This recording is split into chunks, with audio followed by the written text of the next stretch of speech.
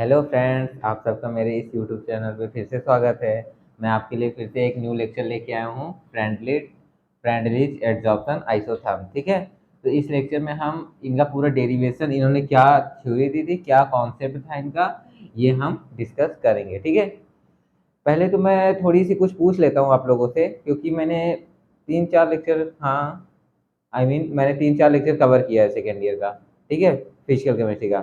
अगर आप लोगों ने प्रीवियस लेक्चर देखा है तो प्रीवियस लेक्चर में जो फैक्टर अफेक्टिंग ऑफ एड्जॉर्प्शन में मैंने वीडियो बनाया था, और स्लोप, ठीक है, स्लोप बनाना कैसे, ड्रॉ करना है स्लोप, तो ये भी मैंने बताया था कैसे ड्रॉ करना है स्लोप। तो ये दोनों वीडियो बहुत इंपॉर्टेंट है। अगर जिन्होंने नहीं देखा है ये इन दोनों वीडियो को, प्लीज उसे देख लेंगे, क्योंकि उन दोनों वीडियो का यहाँ पे यूज होगा। ठीक है, फैक्टर अफेक्टिंग ऑफ एड्जॉर्प्शन, ठीक है, इसका भी यहाँ पे यूज होगा, और स्लोप भी बनाया जाएगा इनके, आप इनके थ्योरी और डेरिवेशन दोनों में। ठीक है, ज्यादा बड़ा डेरिवेशन नहीं है, डरिएगा मत कि बहुत बड़ा आ जाएगा, डिफिकल्ट रहेगा, कॉम्प्लिकेटेड है, ऐसा कुछ भी नहीं। ठीक है, मैं 2 बार आपको बताऊंगा, पहले तो एक बार पूरा समझा के ड्रॉ मतलब लिख देंगे बोर्ड पे, फिर अगर एक बार और रिवाइज कर दें, जिससे आपकी हर एक डाउट क्लियर हो जाए। ठीक है, दिक्कत ना हो।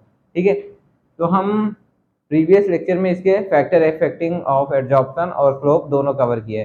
तो फैक्टर इफेक्टिंग ऑफ एड्जॉर्प्शन में जितने भी फैक्टर्स हैं, हीट ऑफ मतलब कि heat of adsorbent, nature of adsorbent, pressure, temperature, ये चारों फैक्टर जितने भी हैं, तो ये आपको अच्छी तरीके से याद होने चाहिए और रिमेंबर भी होना चाहिए। ठीक है, इसका यूजेज यहाँ पे होगा। ठीक है, अभी आएंगे कुछ क्वेश्चंस, मैं आपको आपसे बीच बीच में ऐसे पूछता भी रहूंगा, तो आपको बताना पड़ेगा। ठीक है, तो आज हम केवल डिस्कस करेंगे फ्रेंडलीज एड्जॉर्प्शन ऑफ आइसोथर्म। ठीक है, चलिए बिना टाइम वेस्ट किए हुए डिस्कस करते हैं फ्रेंडलीज एड्जॉर्प्शन आइसोथर्म। ठीक है, इन्होंने क्या कॉन्सेप्ट दिया था, क्या थ्योरी दी थी अपना एड्जॉर्प्शन पे। ठीक है, ये पहले साइंटिस्ट थे, मतलब कि इन्होंने अपना पहला वो दिया था, पूरा थ्योरी और डेरिवेशन दिया था, लेकिन ये भी नाकाम रहे। इनकी भी थ्योरी को क्या किया दिया गया, इसको डिनाई कर दिया गया। ठीक है, इन्होंने पूरा बताया तो, लेकिन नींव इन्होंने ही रखी थी। जैसे कि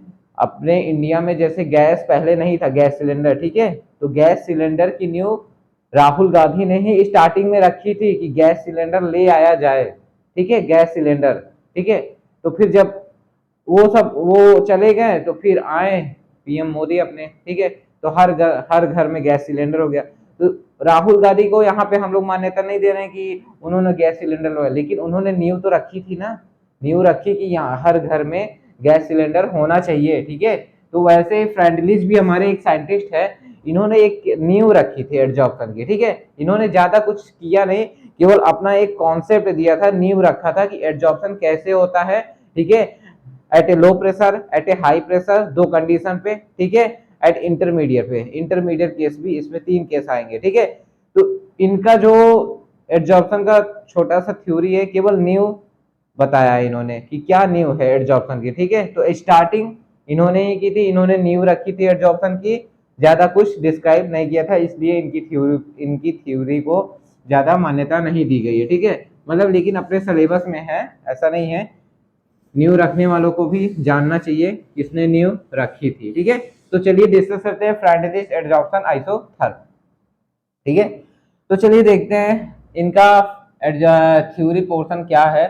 थ्योरी पोर्शन को मैं शॉर्ट में लिखा दूंगा, अगर आपको डिटेल में मतलब लिखना है, राइट डाउन करना है स्टेटमेंट के वाइज में, तो आप वैसे भी कर सकते हैं। ठीक है, मैं शॉर्ट वे में लिखवा दे रहा हूँ, लेकिन आपको लॉन्ग वे में लिखना होगा तो लिख दीजिएगा। ठीक है, कोई दिक्कत नहीं है इसमें। अब देखिए, चलिए स्टार्ट करते हैं फ्रेंडली एड्जॉर्प्शन आइसोथर्म। ठीक है, we know that we know that we know that, हम क्या जानते हैं, हम क्या जानते हैं। अभी यहाँ पे वी नो दैट इसीलिए लिखा गया है क्योंकि ये जो प्रीवियस 2 लेक्चर हैं उसका यहाँ पे यूज होगा, इसीलिए वी नो दैट यहाँ पे लिखा गया है। ठीक है, आप लोग भी जानते हैं, मैं ही नहीं क्यों, आप भी जानते हैं, क्योंकि जो जिन्होंने लेक्चर देखा होगा तो वो बिल्कुल ओबियसली जानते ही होंगे। ठीक है, एड्जॉर्प्शन जो होता है हमारा, adsorption adsorption adsorption process, adsorption process adsorption process directly proportional pressure. ठीक है, ये सबको पता था कि नहीं? कमेंट करके बताइएगा, क्योंकि कुछ बच्चे जो भी होते हैं वो मतलब कि ऐसे कमेंट भी नहीं करते हैं और पूरा वीडियो देख ले जाते हैं, ना कमेंट ना कुछ, बस उनको नोट्स से मतलब है। तो ऐसा नहीं होना चाहिए, ठीक है।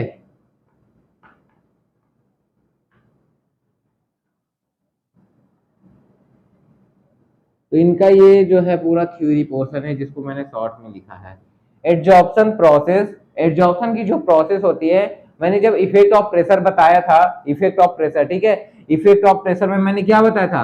प्रेशर इंक्रीज कर रहे थे हम, प्रेशर को इंक्रीज कर रहे थे, प्रेशर को इंक्रीज कर रहे थे, तो एडजॉर्प्शन हमारा इंक्रीज हो रहा था, ठीक है, एडजॉर्प्शन इंक्रीज हो रहा था। मतलब एडजॉर्प्शन की जो प्रोसेस है वो डायरेक्टली प्रोपोर्शनल होगी प्रेशर के, क्योंकि प्रेशर को बढ़ा रहे हैं तो एडजॉर्प्शन का जो प्रोसेस हो रहा था वो भी इंक्रीज हो रहा था, ठीक है। प्रेशर को जब बढ़ा रहे थे तो एडजॉर्प्शन भी बढ़ रहा था, ना कि डिक्रीज हो रहा था। हाँ, एट मतलब आफ्टर सम टाइम, मतलब कि जितना एडजॉर्प्शन होना था वो हो जाएगा हाई, मतलब कि एक लिमिट तक ये एडजॉर्प्शन होगा, ठीक है। फिर उसके बाद इक्विलिब्रियम को अचीव कर जाएगा, फिर उसके बाद आप कितना भी प्रेशर देंगे वहां पे एडजॉर्प्शन नहीं होगा, ठीक है। तो ये भी यहाँ पे केस आ रहा था प्रेशर में, मैंने प्रीवियस लेक्चर में कवर किया है, ठीक है। तो प्रेशर इंक्रीज कर रहे थे हम तो एडजॉर्प्शन इंक्रीज हो रहा था, ठीक है। तो एडजॉर्प्शन प्रोसेस जो होगी डायरेक्टली प्रोपोर्शनल प्रेशर की होगी, प्रेशर इंक्रीज करेंगे तो एडजॉर्प्शन प्रोसेस इंक्रीज होगा, ठीक है। ये समझ में आए? Adsorption process is directly proportional to pressure and inversely proportional to temperature. Inversely proportional temperature के क्यों है? देखिए, टेम्परेचर में दो केस आया था, ठीक है। जब टेम्परेचर को हम इंक्रीज कर रहे थे, टेम्परेचर को इंक्रीज कर रहे थे तो एडजॉर्प्शन हमारा डिक्रीज कर रहा था। एडजॉर्प्शन जो हो रहा था, एडजॉर्प्शन प्रोसेस, ठीक है, किसी सरफेस पे वो डिक्रीज कर रहा था। टेम्परेचर जब आप इंक्रीज कर दोगे तो गैस की मॉलिक्यूल्स रैंडमली सराउंड करने लगेंगे इन्वायरमेंट में, तो वो कहीं किसी भी सरफेस पे अटैच नहीं होंगे। क्यों अटैच होंगे? क्योंकि उनको एनर्जी मिल रही, हीट मिल रही है, ठीक है। तो वो एनर्जी जब पाएंगे कोई भी गैस मॉलिक्यूल तो वो रैंडमली इधर उधर मोशन करेंगे, ठीक है। तो टेम्परेचर इंक्रीज कर रहे थे तो एडजॉर्प्शन भी डिक्रीज हो रहा था, ठीक है। एडजॉर्प्शन क्यों डिक्रीज हो रहा था? क्योंकि उन्हें एनर्जी मिल रही थी तो वो रैंडमली मोशन कर रहे थे, कहीं भी किसी भी सरफेस पे अटैच और एडजॉर्ब नहीं हो रहे थे, ठीक है। इसका दूसरा केस क्या था? टेम्परेचर में, टेम्परेचर में पहला केस जब इंक्रीज कर रहे थे तो एडजॉर्प्शन डिक्रीज हो रहा था, और सेकेंड केस में क्या था? जब टेम्परेचर हम डिक्रीज कर रहे थे, टेम्परेचर को डिक्रीज कर रहे थे तो एडजॉर्प्शन हमारा इंक्रीज कर रहा था, एडजॉर्प्शन जो था वो इंक्रीज हो रहा था, ठीक है, एडजॉर्प्शन हमारा इंक्रीज हो रहा था। तो टेम्परेचर जब डिक्रीज कर रहे थे तो एडजॉर्प्शन इंक्रीज कर रहा था, इसीलिए जो एडजॉर्प्शन प्रोसेस है इनवर्सली प्रोपोर्शनल होगा 1 टेम्परेचर, ठीक है। क्योंकि टेम्परेचर जब बढ़ाएंगे तो एडजॉर्प्शन डिक्रीज करेगा, जब टेम्परेचर घटाएंगे तो एडजॉर्प्शन इंक्रीज करेगा। इतना समझ में आया? ये स्टेटमेंट में आपको कहीं भी डाउट नहीं होना चाहिए, आई होप, क्योंकि प्रीवियस लेक्चर से ही पूरा रिलेट किया हुआ है और मैंने रिलेट करके बताया भी है, ठीक है। तो चलिए अब आगे देखते हैं इसका छोटा सा प्यारा सा डेरिवेशन क्या दिया था इन्होंने, क्या नींव रखी एडजॉर्प्शन के लिए, ठीक है। चलिए डिस्कस करते हैं। At constant temperature, at constant temperature, constant temperature, मैं शॉर्ट में लिख रहा हूँ, आप लोग फुल फॉर्म में लिख लीजिएगा, वैसे लिखेंगे नहीं हम जानते हैं, क्योंकि सब कंजूस होते हैं ना लिखने में, भी हर चीज में कंजूसी दिखाते हैं। At constant temperature, constant temperature पे, अब देखिए कांस्टेंट टेम्परेचर पे एडजॉर्प्शन की जो प्रोसेस होगी वो क्या होगी? एडजॉर्प्शन की प्रोसेस क्या होगी? डायरेक्टली प्रोपोर्शनल होगी प्रेशर के कि नहीं होगी?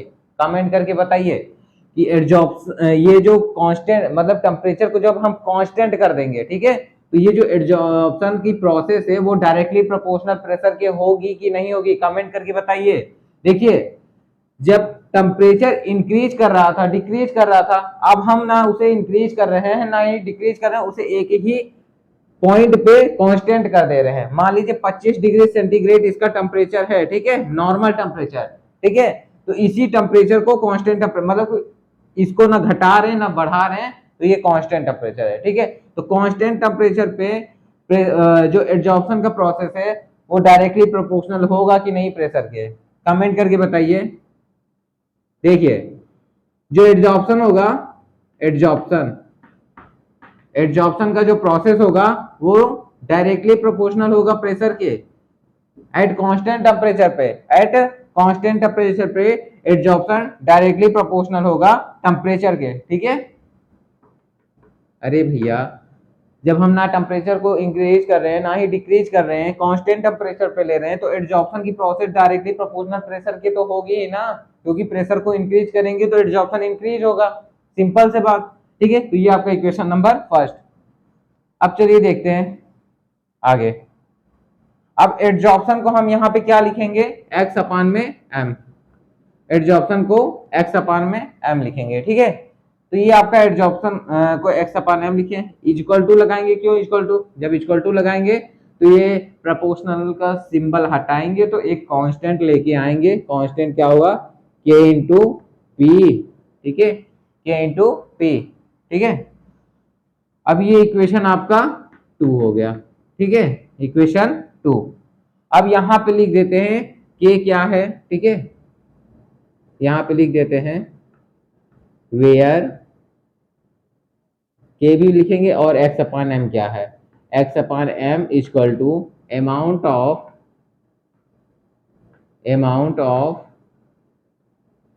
Of gas molecule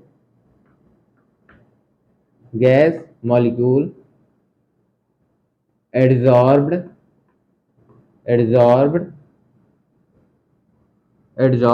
per unit,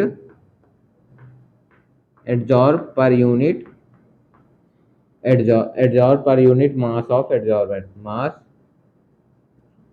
adsorbent, ठीक है। तो ये जो x अपान एम है समझ में आया, amount of gas molecules adsorbed per unit mass of adsorbent. अब यहाँ पे ये मत कमेंट कर दीजिएगा एडजॉर्बेंट किसे कहते हैं, मैंने प्रीवियस लेक्चर में सारी चीजें कवर की है, ठीक है। तो इतना कंफ्यूजन नहीं होना चाहिए आपको कि एडजॉर्बेंट किसे कह रहे हैं, एडजॉर्ब्ड का मतलब क्या है, एडजॉर्ब का मतलब जब कोई भी गैस मॉलिक्यूल उस पर अटैच हो रहा है और रिएक्ट कर रहा है तो उसे एडजॉर्ब कर रहे हैं। पर यूनिट मास ऑफ एडजॉर्बेंट मतलब उसके एक यूनिट पे जितना अमाउंट गैस मॉलिक्यूल्स का एडजॉर्ब हो रहा है एडजॉर्बेंट के ऊपर, वही एक्स अपान एम है। एक्स अपान एम क्या है, जितना गैस मॉलिक्यूल एडजॉर्बेंट के एक यूनिट पे एडजॉर्ब हो रहा है वही एक्स अपान एम है, ठीक है, समझ में आया। अब चलिए आगे देखते हैं, आपका x upon M equal to k into p हो गया, ठीक है। अब x upon M equal to k into p 1 upon n, ठीक है। अब ये 1 अपान एन क्या है आपको बता दे, ये इंटरमीडिएट केस है, ठीक है, इस रिएक्शन का इंटरमीडिएट केस है 1 अपान एन, ठीक है।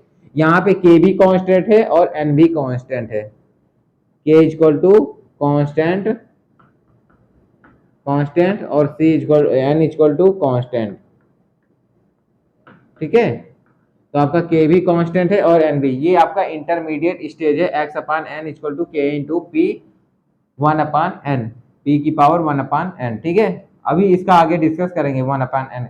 इंटरमीडिएट केस इसलिए यहाँ पे ले आ रहे हैं क्योंकि जब प्रेशर को बढ़ाएंगे, दो कंडीशन आएगी, प्रेशर को बढ़ाएंगे तब इस पे क्या लागू होगा और जब प्रेशर को घटाएंगे तब इस पे कौन सा केस आएगा, ठीक है। तो इसीलिए इंटरमीडिएट केस पहले बताया जाए, ठीक है, ये इंटरमीडिएट केस है, ठीक है। अब चलिए देखते हैं एट अ लो प्रेशर, ठीक है। पहले क्या होगा, पहला केस क्या है, at a low pressure, at a low pressure, ठीक है, एट अ लो प्रेशर। अब लो प्रेशर पे देखिए प्रेशर को लो कर रहे हैं ना कि जीरो कर रहे हैं, ठीक है, उसकी प्रेशर को हम डिक्रीज कर रहे हैं, जो प्रेशर दे रहे थे अभी एडजॉर्प्शन के लिए उस प्रेशर को हम कम कर दे रहे हैं जिससे एडजॉर्प्शन की प्रोसेस कम हो जाएगी, ठीक है। तो यहाँ पे जो एक्स अपान एम होगा, ठीक है, एक्स अपान एम का मतलब एडजॉर्प्शन, ठीक है, equal to k into P हो जाएगा, ठीक है, K इंटू P हो जाएगा, क्योंकि यहाँ पे देखिए प्रेशर को लो कर रहे हैं ना, जीरो तो नहीं कर रहे हैं ना, जब लो करेंगे प्रेशर को लो कर देंगे, यहाँ पे कोई पावर नहीं लगाएंगे।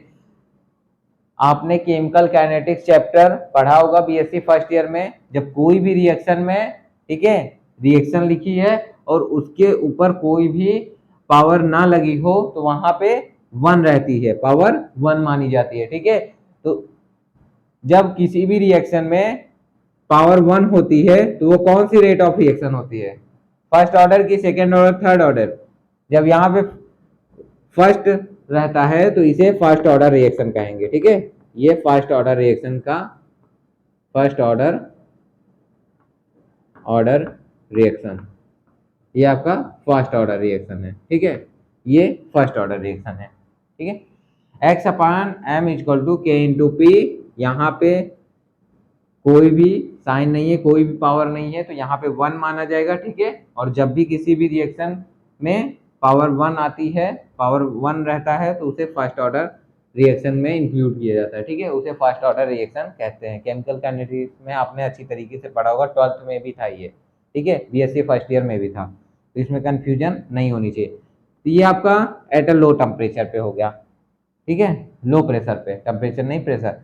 अब देखते हैं एट अ हाई प्रेशर पे क्या होगा, ठीक है। क्या करेंगे, यहाँ पे ये भी लिख देते हैं एक्स अपान एम के इंटू पी, ठीक है, ये फर्स्ट ऑर्डर रिएक्शन है, इसे ब्रैकेट में कर दीजिए। अब देख लेते हैं कि दूसरा पॉइंट क्या है, at a high pressure, high pressure. अब एट अ हाई प्रेशर पे क्या होगा, एक्स अपान एम की वैल्यू जो है हमारी, देखिए थोड़ा सा वो कर दें क्योंकि एक ही में आ जाए, नहीं तो फिर दोबारा मिटाना पड़ेगा।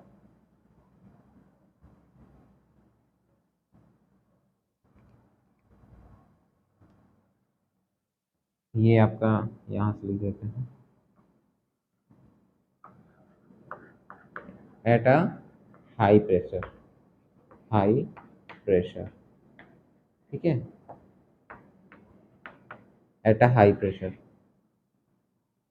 एट अ हाई प्रेशर पे क्या होगा, x upon M, x upon M की वैल्यू क्या हो जाएगी,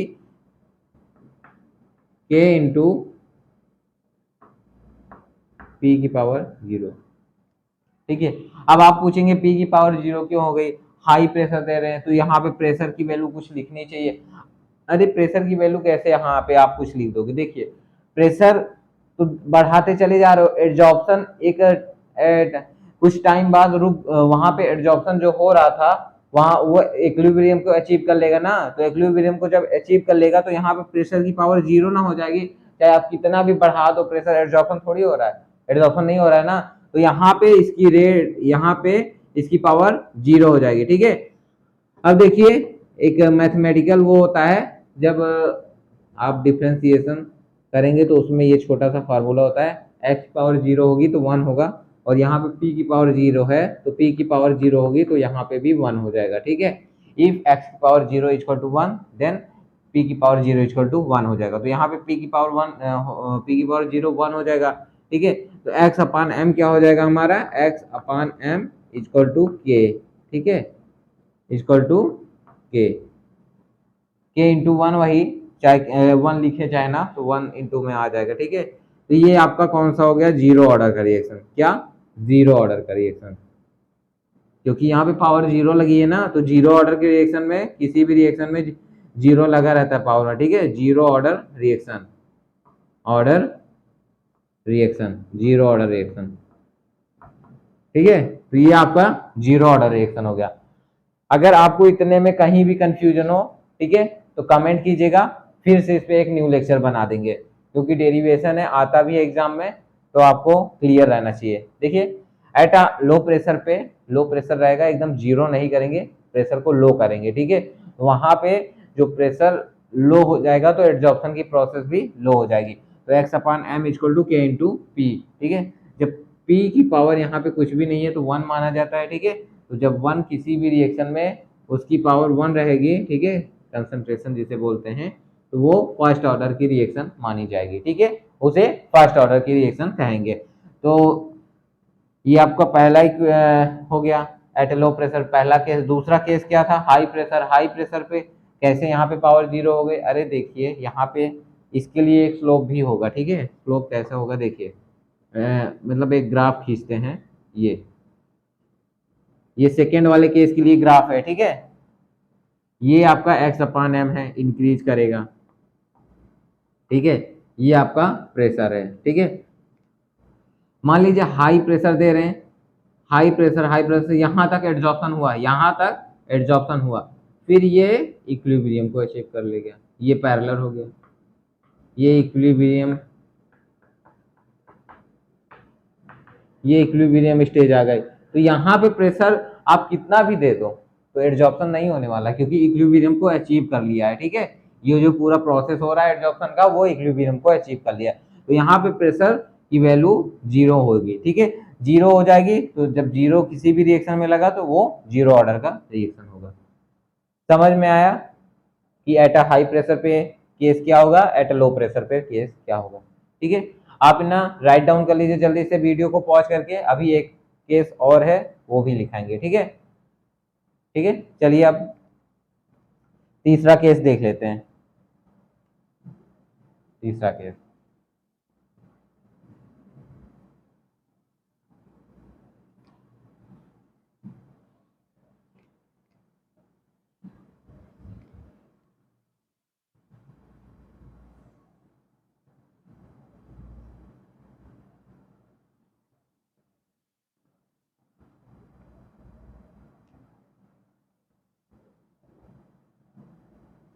अब तीसरा केस क्या है आपका, eight intermediate, intermediate eight intermediate, eight intermediate, eight intermediate pressure, ठीक है। अब इंटरमीडिएट प्रेशर पे हम देखते हैं, ये आपका थर्ड केस हो जाएगा, ठीक है, जो कि यहाँ पे इंटरमीडिएट केस आपको दिखा गया था, ठीक है। अब इंटरमीडिएट प्रेशर पे क्या होगा, अब देखिए x upon M equal to यही रहेगा, इंटरमीडिएट केस यही है, x upon M equal to k into p one upon में एन, ठीक है। इंटरमीडिएट केस यही है, ठीक है। अब इसका हम अगर लॉग लिखेंगे, लॉग को एल एन के फॉर्म में, तो एल एन एक्स अपान में एन हो जाएगा, एल एन एक्स अपान में एम हो जाएगा, इक्वल टू, अब देखिए यहाँ पे लॉग को एल एन भी लिखते हैं, ठीक है। अब लॉग अगर डायरेक्ट लिख देंगे तो 2.303 से मल्टीप्लाई करना पड़ेगा, इसलिए लॉग को एल एन शॉर्ट फॉर्म में लिख रहे हैं, ठीक है। तो यहाँ पे क्या हो जाएगा, यहाँ पे l n k plus l n plus one upon में एन एल एन पी हो जाएगा, ठीक है। अब देखिए यहाँ पे ये कैसे हुआ, इसको इस फॉर्म में कैसे लिखे, ठीक है।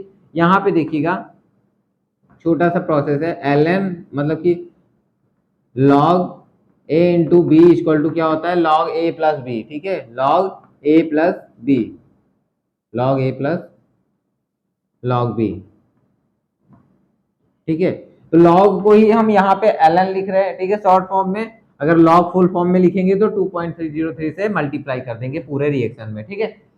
आगे तो यहाँ पे इसको हम शॉर्ट फॉर्म में एल एन के रूप में लिख रहे हैं, तो log a into b, log a into b, ठीक है। तो log a into b equal to log a plus log b, ठीक है। तो यहाँ पे l n k plus l n b, अब एल एन बी में पी यहाँ पे चला गया, वन अपान इसकी पावर जो थी वो आगे आ गई। तो ये मतलब कोई भी यहाँ पे एक मैथमेटिकल वो होता है, क्या होता है, लॉग 10 की पावर अगर यहाँ पे 2 है, ठीक है, लॉग 10 की पावर 2 है, तो ये 2 यहाँ इसके आगे चला आता है, 2 लॉग 10, ठीक है, 2 लॉग 10। इसी तरीके से यहाँ पे भी ये फॉर्मूला लागू हो रहा है कि यहाँ पे p की पावर 1 अपान n है, तो ये 1 अपान n आगे आ जाएगा और एल एन पी, ठीक है। तो ये प्रोसेस यहाँ पे ये मैथमेटिकल फॉर्मूला यूज हो रहा है। तो आपको समझ में आए कि एल एन के फॉर्म में कैसे लिखेंगे, ये l n a into b का फॉर्मूले में रखा जाएगा, तो l n a plus l n b, ठीक है। ये 1 अपान एन आगे चला आएगा, तो l n k plus 1 upon N L n P, ठीक है। तो ये आपका हो गया, ठीक है। अब देखिए यहाँ पे स्लोप खींचा जाएगा। ठीक है, मैंने स्लोप इसीलिए बताया था कि स्लोप कैसे खींचा जाता है, यहाँ पे स्लोप का फॉर्मूला आएगा। अब बताइए, मैं आपको ऑप्शन दे देता हूँ, कौन सा स्लोप रहेगा, कमेंट करके जल्दी से बताइएगा। पहला स्लोप, ठीक है, दूसरा स्लोप और तीसरा स्लोप। ठीक है, ये सी नंबर, ये बी नंबर और ये ए नंबर। तो आपका कमेंट करके बताइए, मैंने बताया था कि स्लोप कैसे पहचानेंगे और कौन सा स्लोप यहाँ पे लागू होगा। ध्यान से देखिए, आपको कमेंट करके बताइए जल्दी से कि यहाँ पे कौन सा स्लोप ड्रॉ किया जाएगा। ठीक है, यहाँ पे कौन सा स्लोप ड्रॉ किया जाएगा। ठीक है, अब देखिए, ये जो है इसको हम क्या लिखेंगे, इसको यहाँ पे हम x अपान एम को क्या लिखेंगे, ये y एक्सिस लिखा जाएगा ना, ये हमारा y एक्सिस है ना, क्योंकि y एक्सिस पे ही तो पूरा होगा। अब equal to l n k plus 1/n l n p है। ठीक है, तो अब देखिए, एल एन के को हम क्या बोले थे, अगर प्लस के फॉर्म में कोई भी वैल्यू रहेगी तो उसे c बोला जा रहा था। ठीक है, और यहाँ पे 2 है, इंटू में 1/n into l n p, तो m इंटू यक्स, तो y इक्वल टू आपका c प्लस एम एक्स। ये वाला फार्मूला कहाँ पे लागू हो रहा था, थर्ड केस पे लागू हो रहा था। ठीक है, तो थर्ड केस पे लागू हो रहा था, तो ये l n k plus 1/ln p। ठीक है, फिर से वही आ गया उसी फॉर्म में y इक्वल टू। तो अब इस ये जो मतलब कि, अरे मैं इसको क्यों लिख दिया, इसको नहीं लिखने का। ठीक है, तो ये जो वैल्यू है आपकी, ये c होगी, ये c, और इसे m लिखेंगे और इसे x लिखेंगे। ठीक है, तो m इंटू यक्स और c plus m into x. तो ये कौन से स्लोप में खींचा जा रहा था, c इंटरसेप्ट था। ठीक है, m इंटू यक्स। ठीक है, m जिसे स्लोप बोल रहे थे। ठीक है, तो ये आपका हो गया पूरा स्लोप। समझ में आया कौन सा स्लोप होगा, थर्ड वाला। अरे इसमें क्या ही, मैंने स्लोप पे पूरा वीडियो बनाया, आपको कंफ्यूजन नहीं होना चाहिए। y equal to c plus m x कहाँ पे लागू होगा, थर्ड वाले केस पे। देखिए, ये y एक्सिस है आपकी। ठीक है, ये y एक्सिस है पूरी, और ये x एक्सिस है। तो x एक्सिस पे क्या है, x की वैल्यू आई है ना एल एन पी, तो x की वैल्यू यहाँ पे लिखो एल एन पी, ये एल एन पी, x की वैल्यू एल एन पी लिख दिए।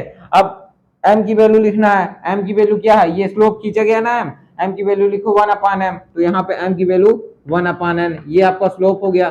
ठीक है, अब y की वैल्यू क्या है, ln x अपान में m, तो y की वैल्यू लिख दीजिए ln x अपान में m। यहाँ पे इतना कंफ्यूजन क्यों हो रहा है, कंफ्यूजन नहीं होना चाहिए, क्योंकि स्लोप मैंने बता दिया है, थर्ड वाला स्लोप यहाँ पे खींचा जाएगा। ठीक है, ज्यादा कंफ्यूजन नहीं हो। तो ये आपका पूरा थर्ड वाला केस हो गया एट इंटरमीडिएट प्रेशर पे। तो इतना समझ में आया कि नहीं, कमेंट करके बताइए। ये डेरिवेशन आपको पूरा समझ में आया, क्या था, दो कंडीशन पे था, at a low pressure, at a high pressure, eight intermediate pressure. ठीक है, प्रेशर को जब आप लो करोगे तो एड्जॉर्प्शन पे क्या, मतलब एड्जॉर्प्शन पे क्या इफेक्ट पड़ेगा, और जब बढ़ाओगे तो एड्जॉर्प्शन पे क्या इफेक्ट पड़ेगा पड़ेगा। ठीक है, तो इन्होंने केवल ज्यादा कुछ नहीं बता पाया, केवल एट अ प्रेशर, प्रेशर को लेके इन्होंने चला था। ठीक है, इन्होंने ज्यादा कुछ नहीं लिया था, प्रेशर और टेम्परेचर के रेफरेंस में लेके पूरा एड्जॉर्प्शन को डिस्क्राइब किया था कि प्रेशर को बढ़ाएंगे तो एड्जॉर्प्शन पे क्या इफेक्ट पड़ेगा, और प्रेशर को घटाएंगे तो एड्जॉर्प्शन पे क्या इफेक्ट पड़ेगा। ये इनका छोटा सा डेरिवेशन था पूरा। ठीक है, तो आपको आई होप कि समझ में आया होगा। अगर कहीं भी नहीं समझ में आ रहा तो कमेंट कीजिए, मैं फिर से एक न्यू लेक्चर आपको प्रोवाइड कर दूंगा। तो ये लेक्चर होता है आपका यहीं पे खत्म। अगर कहीं भी कंफ्यूजन होती है कोई, तो प्लीज कमेंट कीजिएगा। ठीक है, कमेंट कीजिए, मैं इस पे न्यू लेक्चर आपको प्रोवाइड करता हूँ। तो ये फ्रेंडलीज का एड्जॉर्प्शन आइसोथर्म कंप्लीट हुआ। आई होप कि आपको क्लियर हो गया होगा एक एक चीज। तो आप इसे पूरा राइट डाउन कर लीजिए अपने नोट्स में। अगर कहीं भी कंफ्यूजन होती है तो प्लीज कमेंट कीजिए। अगर वीडियो समझ में आए तो प्लीज वीडियो को लाइक कीजिए, शेयर कीजिए and subscribe. Thanks for watching this video.